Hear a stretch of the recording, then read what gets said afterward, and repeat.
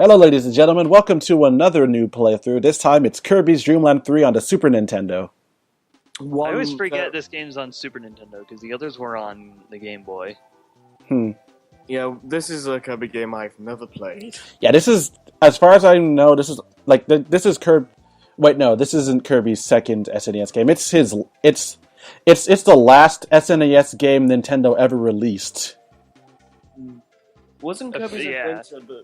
Wasn't Kirby's Adventure one of the last NES games? Yeah, it was one of the last NES games, but the very last NES game was Wario's Woods. I know that. Well, the Wario's Woods was the last officially released one. The last actual NES game ever was Sunday Funday. Oh, It does explain the amount of slowdown in Kirby's Adventure because it looks like a Super Nintendo game. yeah, they did put a lot of details. 1990, developers really knew how to take advantage of the NES. Mm-hmm. It still didn't get rid of the slowdown though. That's a kind of a big problem in Adventure. I never really ran into any slowdown. Not me neither. Slowdown in NES games is just a thing that's going to happen. Too many things on screen, the game can't handle it. I just find it weird that they didn't fix that stuff in the virtual console releases. All right, so the main. For the same reason they didn't fix the glitches in Ocarina of Time 3D. Want to have it as authentic as possible. Yeah, I guess that's true, but slowdown doesn't really help about anything. It depends on the game. Some really hard games can be made way easier with slowdown. That's true, but yeah. As much as I love Banjo-Tooie, the slowdown could be a lot better if they just removed it. Okay. I sorry. think they did that in the Xbox Live version, but. Oh yeah. Speaking of which, how about that Rareware collection that's come? Oh yeah, Rare Replay. That's what it's called. That's pretty much that, along with a couple of other things, has pretty much sold me on an X-Bone over than a PS4 at this point. I might get an X-Bone just for that. I'm still a little bit more loyal to the PS4, but I've been thinking about getting an Xbox One for a little bit now. I might get an X-Bone mainly for that. Rare Replay really helped, and recently I've been getting back into Halo, so that Master Chief Collection is pretty damn enticing. Yeah, my main reason is because the Rare Collection, backwards compatibility is slowly becoming a thing. A lot of my friends are going to get an Xbox One, or already have one, and a couple of other things. Most of the games I want are coming on both systems, so... Yeah, the Xbox One has a lot of really good games if you are so unbelievably against Sony that you refuse to buy it even though it's technically the better system, or at least it started out as such, then a lot of the must-have games for the PS4 were also coming out on Xbox One, so... Yeah. It would just be a better purchase for me in the long run, I feel. Yeah, hopefully we start getting a bigger, I guess, influx of worthwhile games for the Xbox One, because right now, the only big exclusives I know of are Rare Replay, which doesn't come out until later this year, or maybe even next year, actually, and Sunset Overdrive, which people have slowly stopped talking about. Oh yeah, I almost forgot about Sunset Overdrive. I still want to play it. I think it looks. Well, yeah, I mean, it looks like it's fun. It's Insomniac, so. And it's probably one of the only colorful games on this system, although I could be wrong about that. But from what I've seen, it's one of the more colorful games on the X-Bone.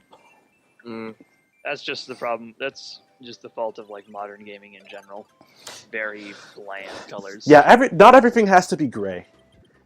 Also, is the other Banjo games in the collection the Xbox Live version? From what I've seen, they're the Xbox Live. From what I've seen, they're the Xbox Live versions. I love playing Banjo-Tooie with no slowdown. I mean, I imagine they've also probably. I think they've also probably are going to buff the graphics a little bit. Yeah, I think from what I remember, the models in the Xbox Live versions of those games were a little bit improved. They were more sharp. Yeah, hell, if they give enough of a shit, they might revamp the models entirely. I kind of doubt that much, but Still be nice to see. yeah. Okay, so we're about like 5 minutes in, and we still haven't explained the plot of this game. Well, what is the plot of this game? Well, Zero Two is attacking. Well, dark matter, but still. Whatever. I always forget that dark matter is a thing, and Zero Two just pops into my head. Yeah, Zero Two. Well, I mean, Zero does make an appearance in this game. This is his first appearance. And basically what I'm doing each level has its own type of mission that you have to do to get a plot MacGuffin piece, which is essential for fighting dark matter.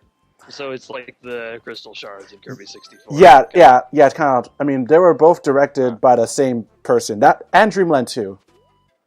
Yeah, this Dreamland 2 and 64, they were directed by the same person.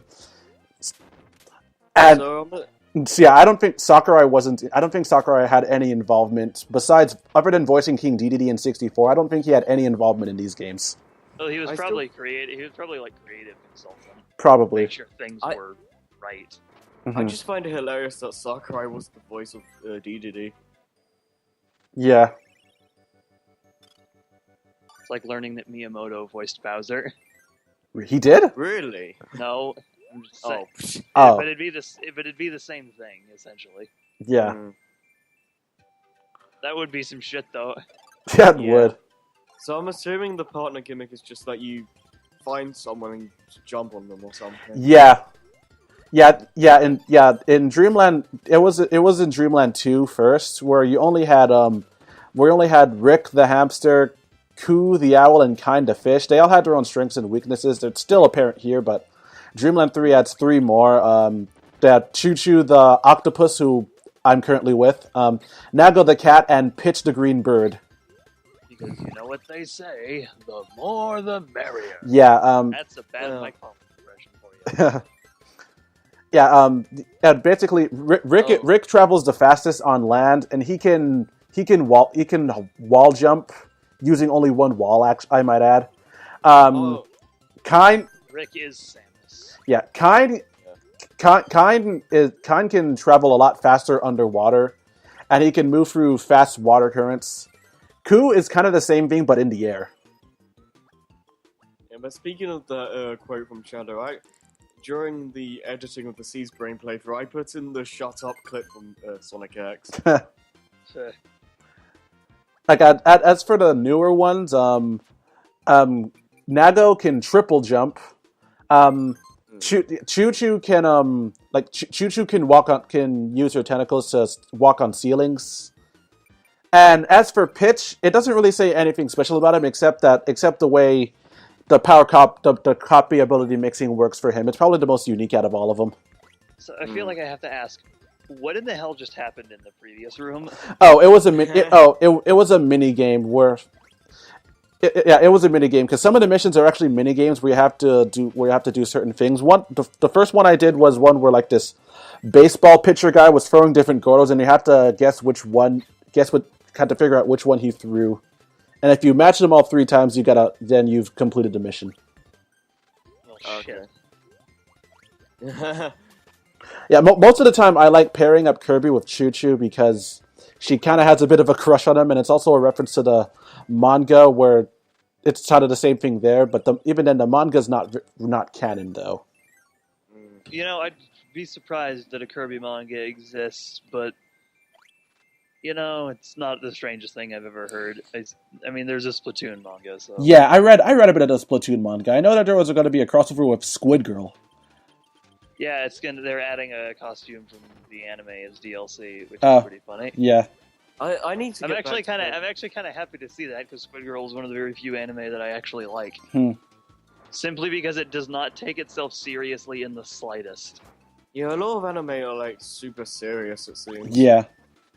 I like the ones that, when they don't take themselves too seriously, or are just like good overall. That I don't notice that they're overly serious. It's hard to explain. Yeah, it's generally why I stick with like cartoons or just slice of life anime.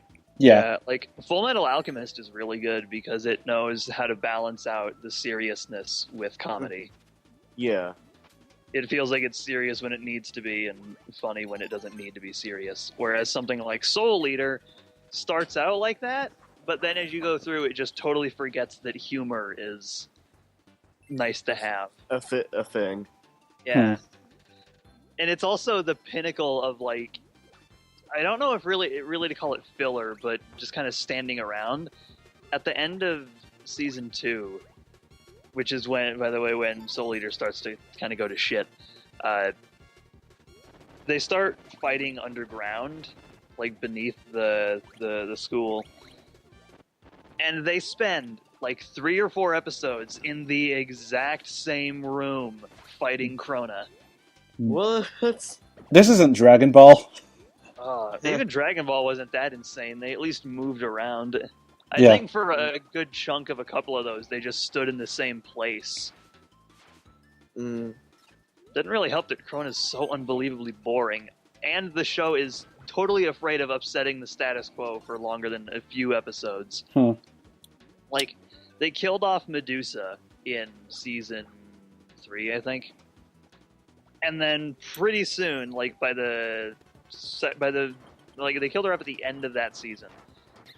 And then in the 2nd or 3rd episode of the next season, she was back. Making her death totally worthless. They did this something similar with Krona, where he stopped being evil, quote unquote, for a little bit, and then he was back helping Medusa within like 3 episodes. So why even bother? Well,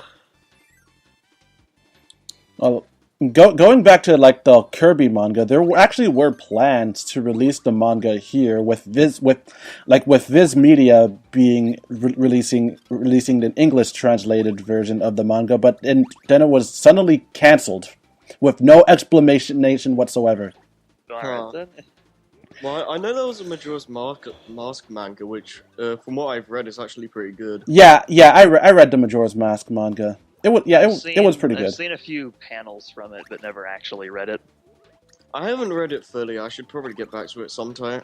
Yeah. My library had the Majora's Mask mangas, and I read it. Although it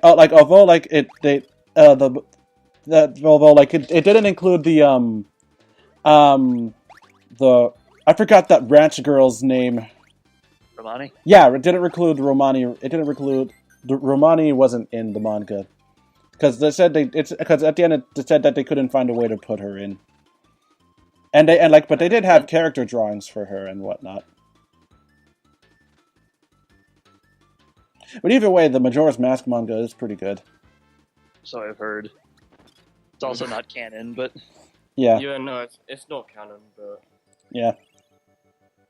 I love it when things are not canon from the get-go, but honestly they probably should be, like the Majora's Mask manga. Like, if it's an intentional side story like a DC Elseworld story, then fine. But if it's something that just expands more on an idea that exists, why not make it canon? Mm-hmm. well, it's pretty much just the game, just more. It has more fleshed out story elements. Which is why I see no reason to make it not canon. Like, why even bother?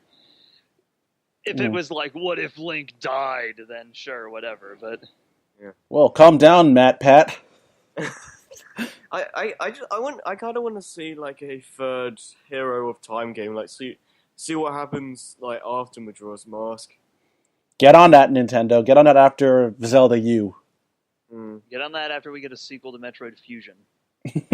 Well, I'd imagine the Zelda and Metroid teams are different, but Probably, but I don't care. It's still Nintendo.